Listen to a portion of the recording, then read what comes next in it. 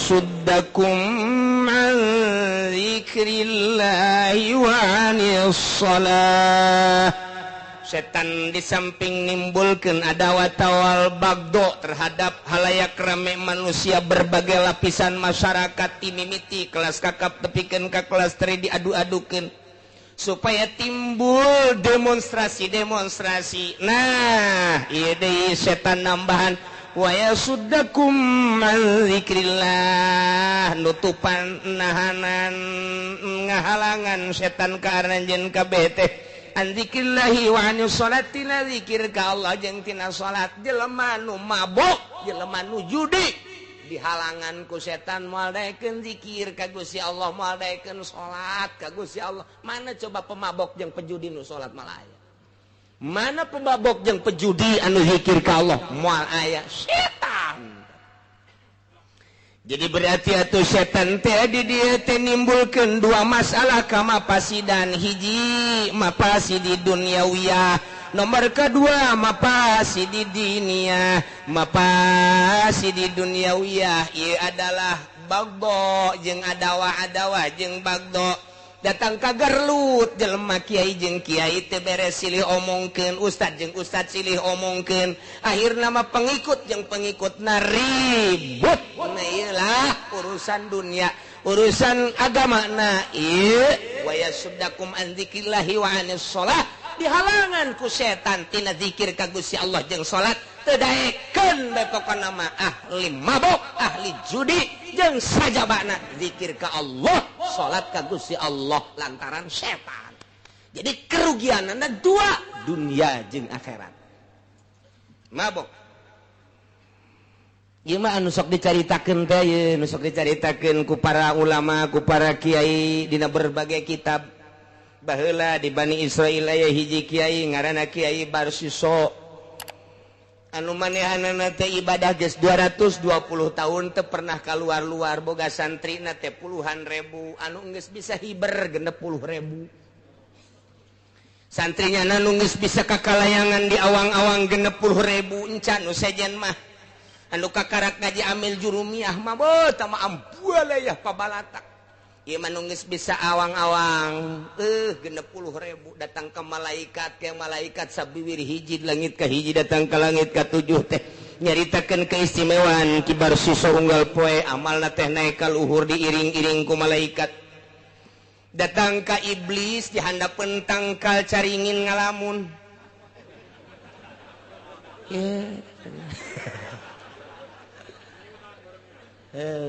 Geus ai runtuh baruntung geus. Ngan bangun sakean deui ya tetangga sari. Ditereup aya sakena hiji. Nya siki sake naon karangarana caringin. Raga jihabek. Cek iblis teh Barsiso hebat-hebat deui. Muridna kakalayangan di awang-awang nusejen puncan murid nusejen masya Allah puluhan ribu cak set hayang nyawa di mana alamatna eta Barsiso teh datangnya nama ke udeng-udeng ngaleuwihan ti Ki Barsiso gedena jubahna Ki Barsiso make hijinya nama make dua aju sorban ka dieu Ki Barsiso mangan sauku datang ka cangkengnya nama datang ka handap ka dieu oh gede jasa. Assalamualaikum. Waalaikumsalam. Cek Ki Barsiso ti mana?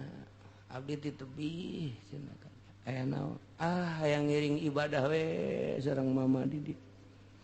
Kabita abdi mah ku mama di mana-mana muridna aya. Aju abdi marek di dieu we ibadah mun aya pagahkeunna atuh ku kiai di tamagahan atuh abdi rek magahan. Aya tuh. Dipasingkeun ku nyata budak nu leutik we pagahannya nya teh ke lamun kadeuleu bagus ke naik ke waduh luar biasa bagahan ngaji eta setan teh waduh bisaan jasa tuh magahan ngaji ge kadang-kadang di pendopo magahan ngaji jeung Ki Pudoli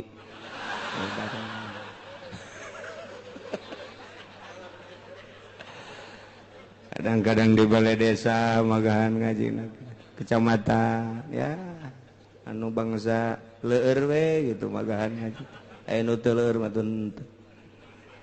geus kitu tah terus we nyana magahan ngaji insyaallah waktu di masjidna pernah eta iblis teh tilu penting teu balik ceuk kibar siswa teh pohara amat ieu tamu ibadahna ja aing ge aing asana itu balik-balik mah teu kuat ngaju pas menang 3 poe teh diajak dahar yuk orang dahar kayu henteu abdi mah moal dahar pan abdi mah lamun keur ibadah cak setan teh geus teu hayang dahar teu hayang naon wih cek ibadah sesok wah ieu mah wah ieu mah leuting diajak besi erek sare disadiakeun di ditu di kamar aya di hareup atau ada di tukang abdi mah tos sababaraha bulan teu sare lantaran nikmat jasa ibadah wih cek ibar siswa wah hati aing ge ieu aing kudu teu sare mah jeung teu dahar teu kuat kitanya nu bebeneranana ieu kumaha ieu bisa jadi ki abdi mah kuari teh nikmat jasa ibadah teh ninggalkeun dahar jeung nginum jeung ninggalkeun sare cak ibar siswa kula ge ieu kula ieu waya dahar mah dahar waya sare mah sare mana waya ka pamajikan ja biasa ka pamajikan kok ieu mah kuat amat bogakan nikmatan kula ngeunaheun jasa ternyata teu dahar teu nginum teu sare teh ibadah teh ngeunah waduh cak ibar siswa aing eleh ku jelema ieu puara ieu jadi deketan ke ieu bisa ngeunah kieu mimitina kumaha emang mimitina kumaha mimitina mata tadina kula teh maksiat ka Gusti sanggeus maksiat aju tobat tah jadi asal inget ka maksiat istighfar asal inget ka maksiat datang ka ngeunaheun ku ari teh mantek ceuk kula teh jelema sahabae nu teu pernah maksiat tadina ibadah moal ngeunaheun tetep kudu maksiat heula memehna eta nasehatan eta kos nu bener jasa kadengeuna ku ceuli urang teh kahartipan ku kula ieu manggih nikmat jeung lazat teh baheulana teh ieu teh sok zina baheula teh sok judi sok mabok ku ari tak tobat asal inget kadinya ngebiri gidig asal inget kadinya ngebiri gidig nu mantak geus teu hayang asal inget we kadinya tah tobat kula teu hayang dahar asal inget we kadinya teu hayang sare nu mantak ku ari teu sare teu dahar teh inget we kadinya tah timbul we lazat ngilaheun seakan-akan Allah aya di hareupeun widih cak kibar siswa ngelehkeun guru aing mah guru aing ge teu pernah kos kieu dongeng mah terus ngobrol deui kula atuh hayang coba atuh kumaha teh supaya nikmat teu masalah sakeuna teh nu penting mah atuh asal mun daek atuh maksiat bae heula zina bae zina heula atuh ih cuk kibar sesuatu zina mah kabae embung atuh ngabunuh bae budak bae tuh budak leutik bae bunuh jadi engke aya inget-ingetan ih embung anu paling ringan mah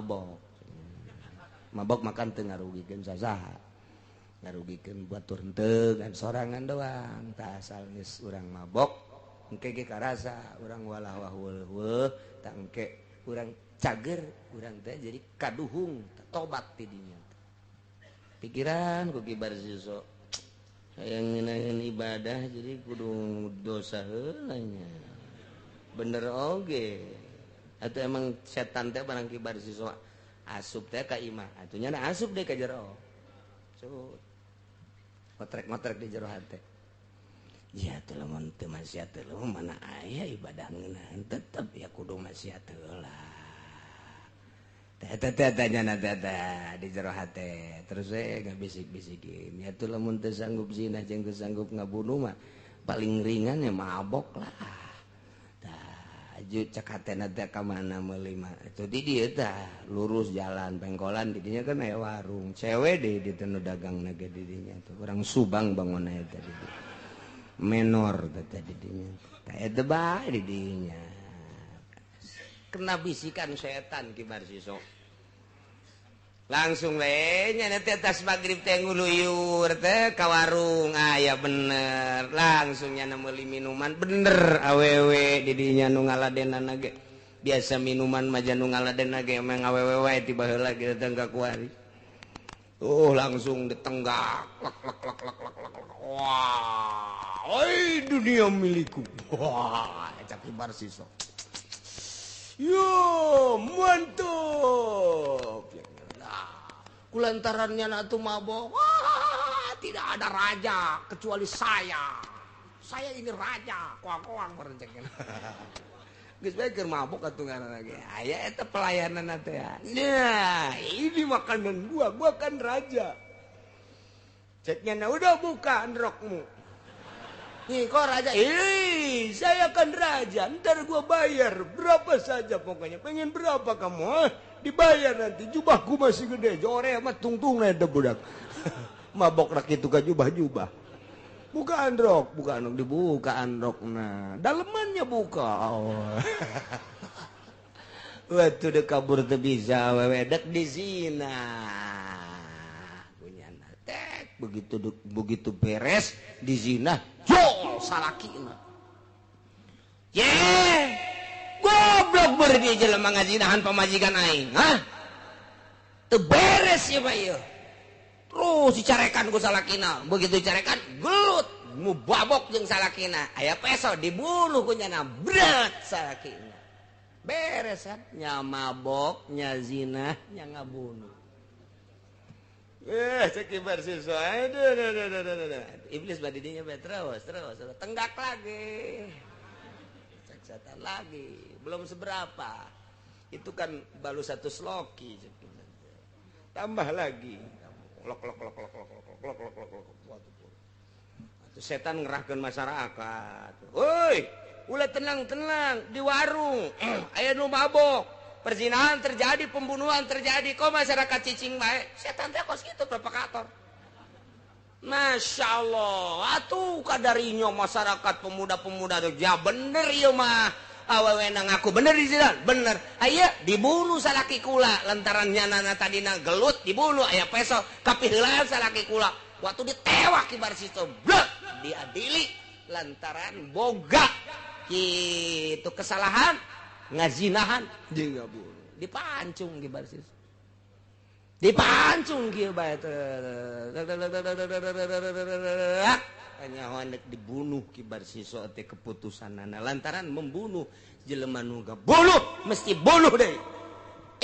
kieu pancung kieu jol setan datang deui Yai kumaha ku ari doh gara-gara sia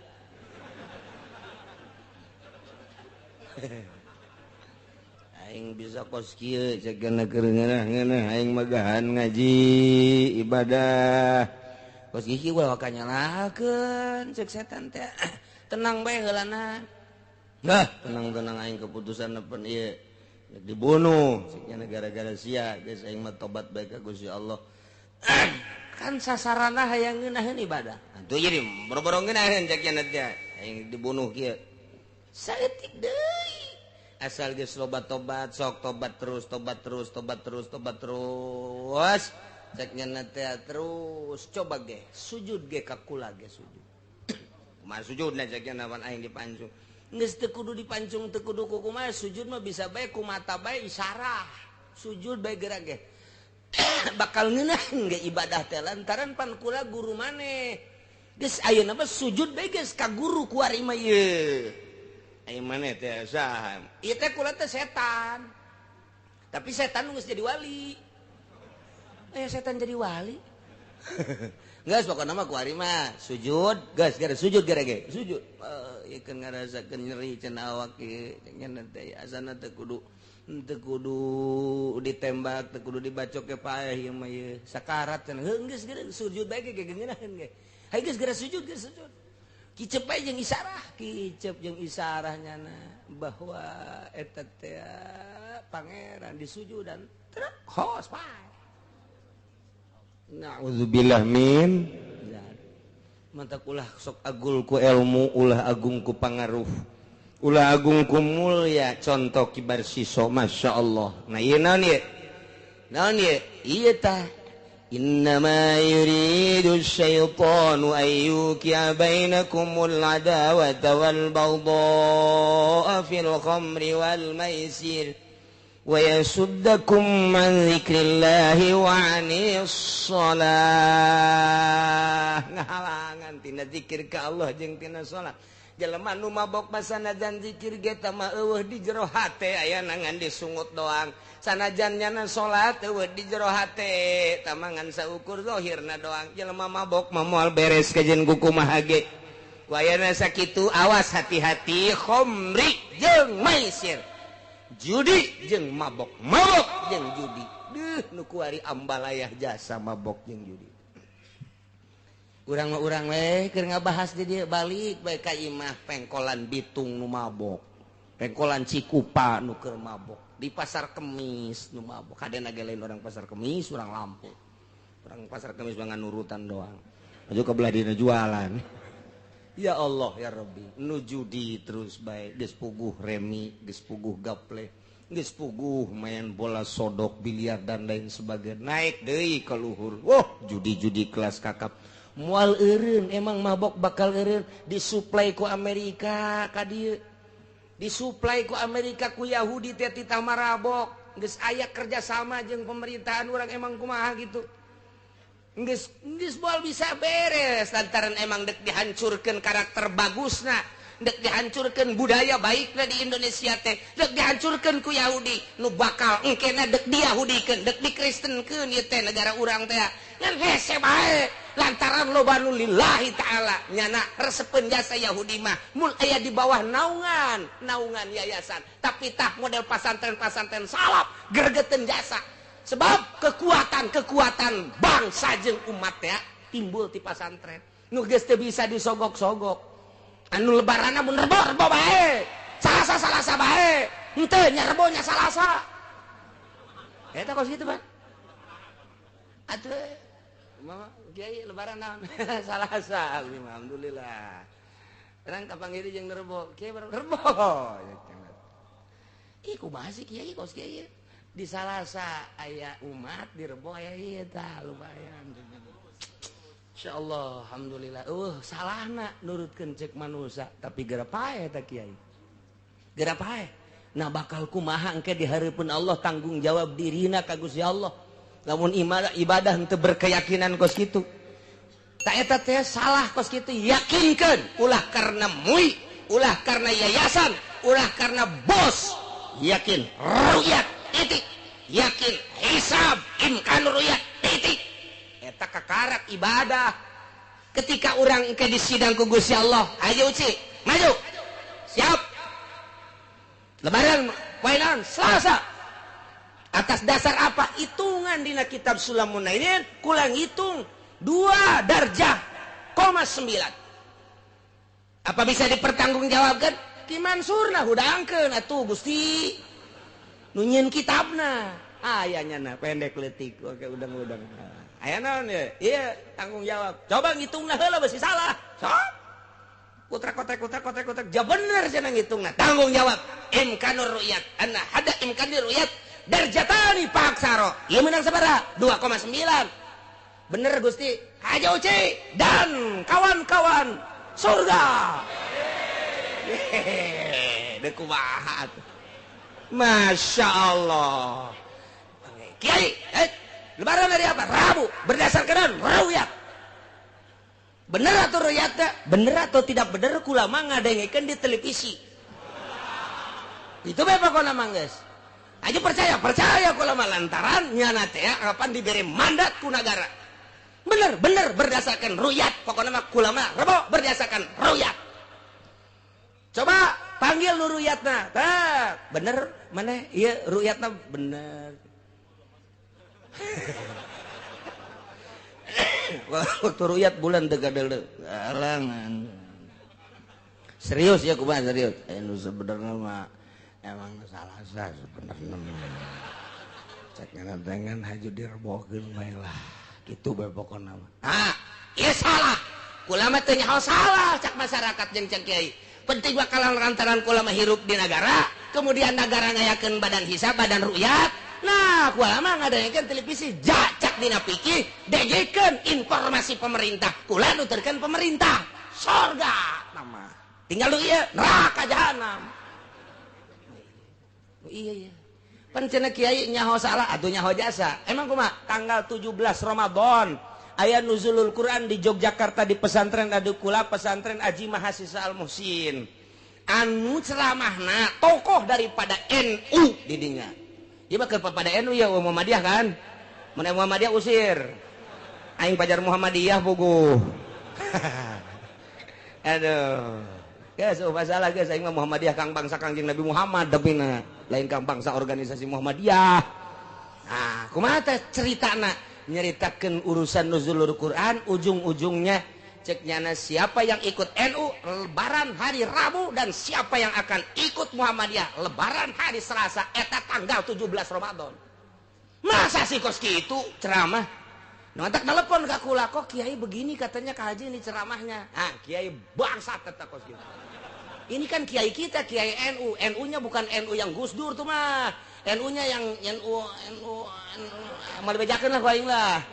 Tuh, kan kos gitu tuh. Tanggal 17 Ramadan geus ngomong kos gitu. Siapa yang ikut NU lebaran Rabu dan siapa yang ikut Muhammadiyah lebaran Selasa. Jauh melung ti mana-mana encan ru'yat can naon geus nganyatakeun kos kitu. Berarti geus dikondisikeun lebaran menurut pemerintah asda dasar pengelolaan NU harus hari Rabu. Dek ru'yat dek henteu. Ayo. Ndek kumaha? Je. Sababaraha poe deui ka lebaran, malam Minggu aya tamu ti Jakarta sampai jam 12 peuting moal bejakeun ngaranna. Dahar jeung kula dongeng nyana Kiai pemerintah akan Rabu. Pemerintah akan Rabu. Kiai tetap sasa. Cak nyana saya juga salah satu pejabat luhur yo, pejabat luhur. Luhur be pokona puncrot be pokona mangga. Beneran nih malain lalagaan. Kayak bisa dipanggil jelema ngan moal dibejakeun ngaranna. Kok bisa kitu teh? Kieu cenah Kiai ta Muhammadiyah dan NU. NU tetap memaksakan akan hari Rabu ru'yat atau tidak ru'yat. Salahnya nak. Salah kula, benernya nak, bener kula, nyana ngomong di harapan kula tas dahar, duaan baik. Akan Rabu pemerintah dikelola oleh NU, kieu di luhur teu keur teu beres jasa. Urang lebaran poe Salasa, malam Minggu nanya ka dieu, Minggu, Senin, Selasa, 2 hari deui ka lebaran. Geus dinyatakeun lebaran pemerintah akan hari Rabu, ru'yat atau tidak ru'yat. Deuk kumaha sih? Kukula dibukakeun we ieu mah pada urang na bae ieu mah ulah bebejak kasasan ke ditu kieu deui. Ieu mah keur carita pan ieu mah ibadah. Ulah dibawa-bawa ka mana? Kula mangan sakadar nganyatakeun sing yakin sia ibadah tah berdasarkeun kos kitu dongeng-dongengna. Masyaallah, dongeng nu katilu deui. Dongeng nu katilu pejabat ti Kabupaten Tangerang jeung pejabat ti Kabupaten Serang. Deket jasa jari jeung bupati nanya ka kula. Eta teh poe naon eta? Ya Senin. Berarti sapoe deui ka lebaran. Ngomong jeung kudu Senin. Kieu poe naon lebaran Salasa berdasarkeun hisab. Bapak ge cenah geus Salasa bae, pemerintah mah deuk rebo. Pan pemerintah mah ru'yat tapi direbokeun bae. Endeu kumaha? Endeu kumaha kurang kumaha coba nu datang ka ceuli aing. Aing teh pan orang NU. Ngan eueuh tulisanana di NU. Kantor teu boga naon teu boga pan aing mah. Tapi aing orang NU lain orang Muhammadiyah. Cirina NU make kunut aing. Jeung usoli. Tah, kerasa kusian lebaran poe Rebo. Ulah dibejakeun ka saka kiai di dieu aing nyaho jasa. Kiai nu poe Rebo teh ye nyaho jasa. Di ditu nyaho, di ditu nyaho. Emang nyaho na kieu mah tuh pan urang lembur bebeja ka aing. Ayo malah main ngagogoreng aing kiai ge sarua bae lah pengaco teh mah Ki Uci. Di mana? Urang Jati aya. Kiai we pokona mah pendek jelemana. Ya, pengaco teh mah Ki Uci ulah dituturkeun. Ya ayo geura ngacoan sia teh ngacoan aing deuleukeun tungtungna sia ku aing. Si aing mah lain ngadoakeun deuleukeun tungtungna bae. Ngacoan sia teh ngacoan aing, ha? Awas ya. Ulah sok ngomongkeun aing. Sieun sia ka aing ya, aing mah naon. Kos gitu we pokona mah. Aya deui nu ngomong, ngoy gorengkeun. Ki Uci jadi kos gitu jasa. atuh datang ulah sok dihareup maksudna kiai deuk we naon bae salah berdasarkeun naon gitu bae sih ulah sok ngomongkeun ditu kan ku gara-gara umatna haju menuturkeun ka dieu nya dan tinggalkeun umat haju ngomongkeun ka aing. Mun teu tolol jasa kiai belah mana? Belah kulon teh mah aya. Sa kiai na rada jangkung-jangkung teh mah. Geus nyaho we pokona mah. Kan nyaho di mana? Umatna bebejak aing. Eta mah bener kabeh ge. Ieu mah keur carita supaya yakin kula yakin poe Salasa teh kos kitu ta perjalananna tunggul tanggal 17 geus nganyatakeun Rebo NU kumaha sih mantak ti jauh-jauh kene kula nyaritakeun NU kuari moal beres abu-abu sebab NU kuari dikaluhan ku SBY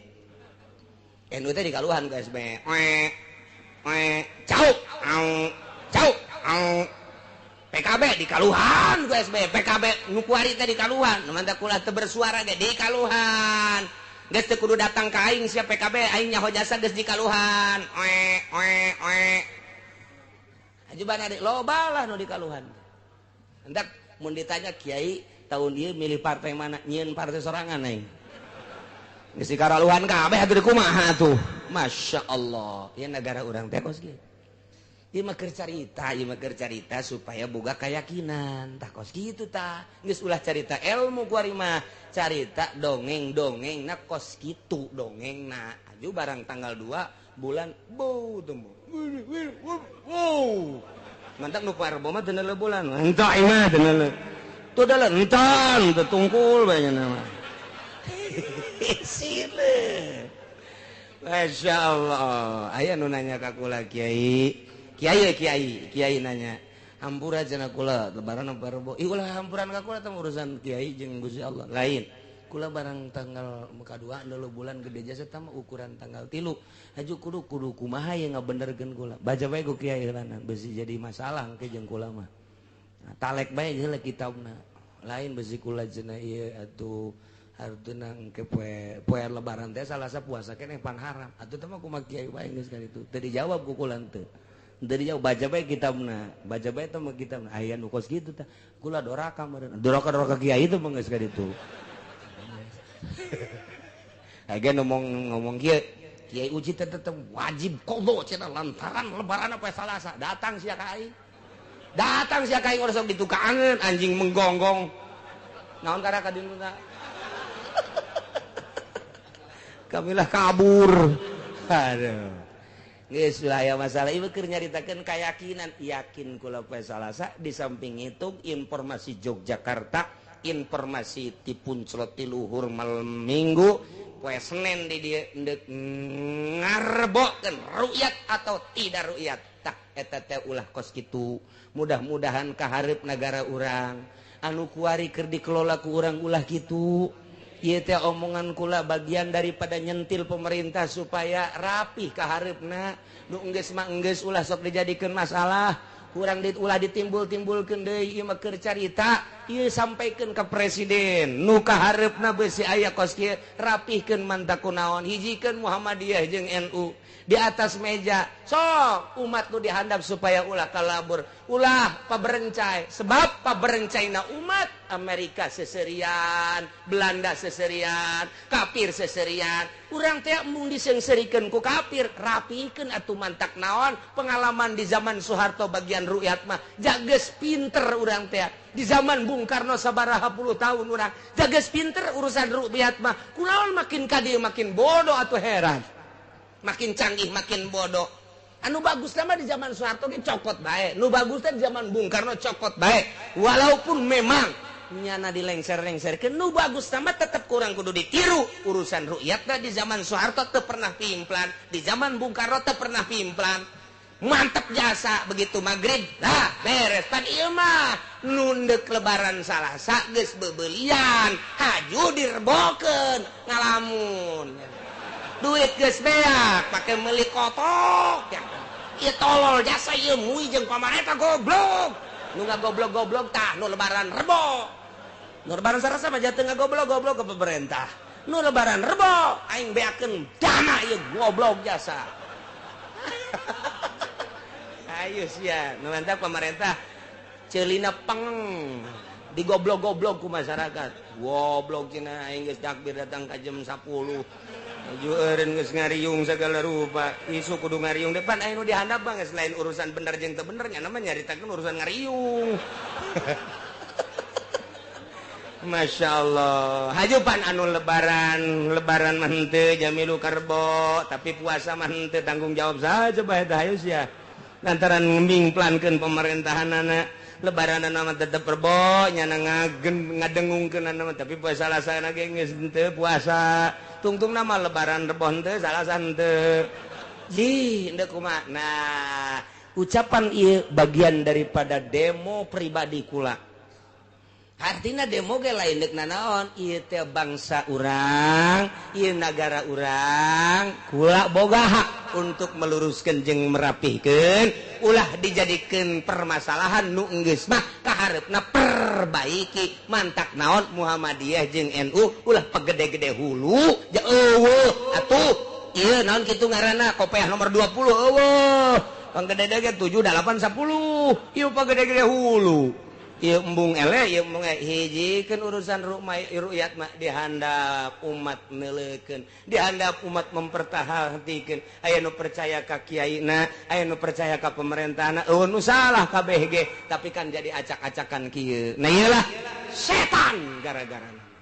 asup ka tubuh NU asup ka tubuh Muhammadiyah asup ka tubuh pemerintah dijadikan adawat wal bagdo lain ku sebab khamri wal maisir baik tapi terjadilah adawat al bagdo adawah wal bagdo setan ya engke mah usir setan teh hijikeun ulah aya jadi kariuhan coba saha di luhurna anu bagian daripada badan rukyat hijikeun ulah gede hulu ka hareupna sakitu bae tah lain lalagaan ikan masalah teh masalah pertanggungjawaban di hareupeun Allah Subhanahu wa ta'ala nu sanajan ieu teh geus katempo jasa ku masyarakat katempo ieu mah geus permainanana geus teu kudu dicaritakeun ka hareupna bangsa urang nagara urang dulur-dulur urang ieu teh kabeh nu dilaluhur wayahna coba berpikir mantap kula maleman lebaran didatangan ku camat datang camat ge lain dek negor kula nya mah dek lebaran aju ka polsek kula ngajukeun Pak apa salahnya NU dan Muhammadiyah nggak usah dijadikan badan rukyat cobalah cari yang di luar organisasi coba di luar organisasi yang suruh rukyatnya coba yang menghitung dan rukyat di luar organisasi waktu nggak bisa cek camat ya oh sarwana berarti sia cek polisi cek polsek waktu nggak bisa cek pemerintah memegang siapa oh berarti itu tuh nggak bisa mandak kudu dihijikeun we Muhammadiyah di bidang ieu bae di bidang lain-lain mah kajeun sakitu tah nya ulah sampikeun ka ieu ayyuki bainakumul adawata wal baghdha fil khamri wal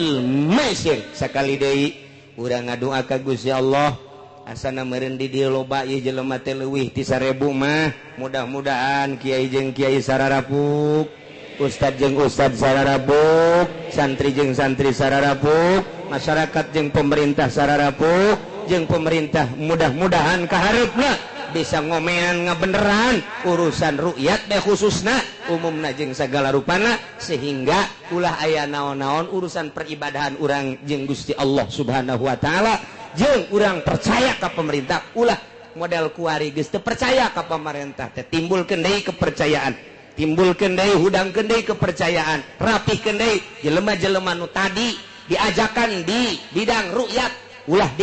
diajak tahun hareup mah ulah diajak tahun hareup mah neangan jelema-jelema nu anyar deui anu rapih anu ulah kabeungkeut ku urusan naon-naon khusus we nyana urusanana urusan peribadahan amin ya robbal lamun disimpulkeun kurang kemudian ditungtungan ayat ifal antum muntahun di dia teh maka aya istifham mananya banyak geus caritakeun ngajejeleh urusan khamri jeung maisir kuari aya prak aya pertanyaan pahal antum maka antum aranjeun kabeh muntahuna areureun ndeukereun tang moal tina ngalaksanakeun khamri jeung maisir lain kitu ieu teh nyatakeun intahu aran maneh tidak ngalaksanakeun minuman khamr jeung judi tapi make bahasana make bahasa iya make bahasa istifham berarti bilagahna anu luar biasa ieu teh istifham tapi bimana amr li amri istiftain nah kadituna aya jadi ieu teh istifham teh atuh pantolab malam yahsul waqta tolab nanyakeun ngaranna tapi di dieu mah ieu amr berarti istifham bimana amr majaz tuh kos kieu ngaranna teh indah berarti teh masar bajeng kieu anak kurang mama awewe bae nu dibawana teh hiji buukna beureum kadua kadang-kadang dengkulna jeung pingpingna kadeuleu hiji waktu bujalna ge kadeuleu insyaallah haju pernah kadeuleu deui ku bapana teh nyana teh di bar ai bapak ai anak bebeja ka kolotna teh deuk dikawin ya Allah sakolotna nyaramna teh kieu kan bahasa kolotna barang anakna ngomong kanu jadi bapana bah ulah atuh kula teh ieu geus aya maksud kawin geura lamar saha tuh kabogoh kula nu mana teh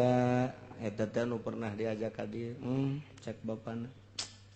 ai ngalarang langsung henteu abeh ngeunaheun ieu kaceulina abeh katarima ceng rumah tangga teh pan lain sapoe dua poe saminggu sebulan 2 bulan salila hirupan ceng rumah tangga teh abah mah atuh ngahayukeun bae sapira abah mah nganter jeung ngabiayaan insyaallah ja ceng teh anak abah tapi inget ceng lain jang 1 tahun 2 tahun komo sapoe 2 poe hajupan aceng teh beureun mun kawin ka dinya boga turunan ai kitu kunaon bah atuh ja abah mah neangan we hiji tah mabukna beureum nomor kaduana tuurna ge kadeuleuan pingpingna kadeuleu pernah ku aceng dibawa ka dieu pan bujalna ge kadeuleu emang kunaon gitu atuh abah kabinta bae tolol sama bapana goblok deui ongko sarwana tah mah ya Allah ya suga teh lain ka dinya cak anakna lain kitu cak bapana abah mah atuh ja sanajan teu mazantren teh osok ngaji mingguan-mingguan ge ai keur aya di ditu ka kiai anu ai paminggu atuh pan ka Cilongok atuh ayahna bae ja santri loba keneh ceng ja cak abah mah tipe-tipe awewe nu buukna beureum antingna ge rada gede haju kadeuleuna menorna ge beda tah bujalna kadeuleu auratna kadeuleu pernah ku abah teh kadeuleu nyana teh di pintu bar pernah malam mata di jati teh di nelayan teh abah liwat haju nyana asup ka jero meureun jeung abah henteu abah mah neuleukeun doang jadi tadi jore-jore kan ku bapana ngan sistem ngajorekeunana model kos kitu tah ieu mah abah mah neuk nanya bae lain nanya eta sia eta neuk diteruskeun bae tah kos kitu cah sareng bahasa ieu tah sareng bahasa ieu tah indah jasa tah bahasa teh lamun dijabarkeun ku bahasa urang mah tah Quran mah lamun teu ngaji ilmu ma'ani ilmu bayan ilmu bade moal bae indah ngahartikeunana sarua teh jeung tadi tah teh apa neuk diteruskeun bae maksud abahna mah pan ulah tetapi pan bahasana atuh terserah sia teh neuk diteruskeun bae tah ieu ge kan kieu duh arak teh cak Gusti Allah hiji arak teh innamal khamru wal maisir wal ansabu wal azlamu rijsun hiji rijes cak Gusti Allah teh najis kadua min amali syaiton cak Gusti Allah nomor katiluna eta teh nimbulkeun adawah jeung bagdo nomor kaopatna jeung selanjutna wa sudakum an dzikrillah wa anus shalah tak kitu kagorengan teh eta tah dina masalah khamri jeung maisir lumantak cek Gusti Allah fahal antum muntahun apakah maneh teh deuk eureun apa deuk terus bae tah sarua jeung tadi tah tuh kan ai ku ngaji mah kabongkar bae kan ku ngaji mah mantak wayahna laki-laki ge ngaji dewe modok ka dieu tah incu bawah apa ka pondok ieu nyaritakeun pahal antum muntahun bae ge tapan hese ja padahal mah ulah mabok atuh sia ulah judi atuh sia jabarang goreng tah mah atuh cak Gusti Allah ngajauhan ka ai ngajauhan ka salat risun najis amal seton bahkan nimbulkeun kana adawah wal bagdo manya dilaksanakeun bae ku sia eureun sia tapi make bahasana limit luar biasa fahal antum muntahun masyaallah model tadi bae tah jabuukna beureum tama antingna geja gede tuurna ge kadeule bujal lagi kadeule kadang-kadang aya di bar kadang-kadang aya di nelayan terserah sia tah mandeg terus kenapa henteu ngeunaheun kadengena tapi mentog cak anakna teh mah aing sarua jeung diulahkeun sabenerna mah je gelabah lah mikir heula bah atuh mikir heula atuh sia tuh kan jadi mikir bener oge nya abah jipan ka dituna sia bakal boga anak mun boga anak atupan eta turunanana engke teh saha bapana pan sia saha indungna pan sinden pan goreng kadengena aing boga incu ti sinden oke nyapanya tuh teman pahal antum muntahun atuh sia andek terus tuh Masya Allah Al-Quran teh lamun urang ngaji ilmu bilagah nikmatna luar biasa tak eta kos kitu bahasa teh ngeunaheun mah horeng larangan jerona mah sarua jeung mentak ditafsiran ku Imam Jalaluddin ku Imam Jalalain cek Imam Jalalain na ieu ai intahu an sia ulah mabok bae imah kuarima bagian daripada ulama eren sia ulah mabok bae jag goreng-gorengan khamri wal maisir teh eren sia judi jag goreng sia maisir teh judi teh tina bahasa Gusti Allah fahal antum muntahun dijabarkan melalui ilmu ma'ani jadi majaz lantaran istifham bimana amr geus dijelaskeun entau eren sia mun teu eureun kumaha kadieuna bakalna aya ancamanana wa atii'ullaha wa atii'ur rasul wahdharu fa in tawallaitum fa'lamu annama 'ala rasulinal balagul mubin masih keneh aya katerusanana ieu aya teh tapi kadeleuna geus luak liuk bae padahal mama asup ke majlis geus ngahareupan tukang uduk wallahu alam bisawab